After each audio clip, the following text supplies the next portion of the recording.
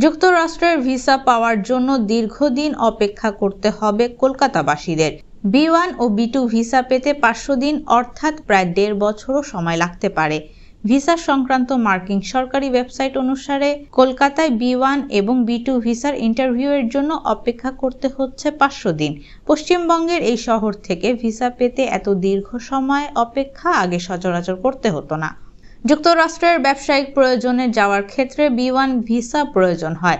ঘুরতে যাওয়ার সময় লাগে B2 ভিসা। পরিবারের সদস্য বা কোনো বন্ধুর সঙ্গে দেখা করতে কিংবা চিকিৎসার প্রয়োজনে আমেরিকা যেতে গেলেও B2 ভিসারই প্রয়োজন হয়। সাধারণত B1 এবং B2 ভিসা একই সঙ্গে দেওয়া হয়। কলকাতায় এর আগে এমন চিত্র দেখা যায়নি।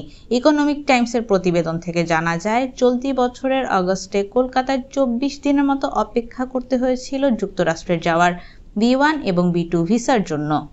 যুক্তরাষ্ট্রের পররাষ্ট্র দফতরের অধীনস্থ ব্যুরো অফ কনসুলার অ্যাফেয়ার্স জানিয়েছে, ভিসার জন্য কতদিন অপেক্ষা করতে হবে তা বেশ কিছু বিষয়ের উপর নির্ভর করে।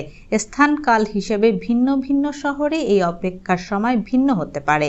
মার্কিন দূতাবাস এবং উপদূতাবাসগুলোতে কর্মীর সংখ্যা, কাজের চাপের উপর নির্ভর করে এটি বদল হতে পারে। বর্তমানে যুক্তরাষ্ট্রে যাওয়ার B1 এবং B2 ভিসার জন্য ভারতের সব শহরেই দীর্ঘ অপেক্ষা করতে হচ্ছে।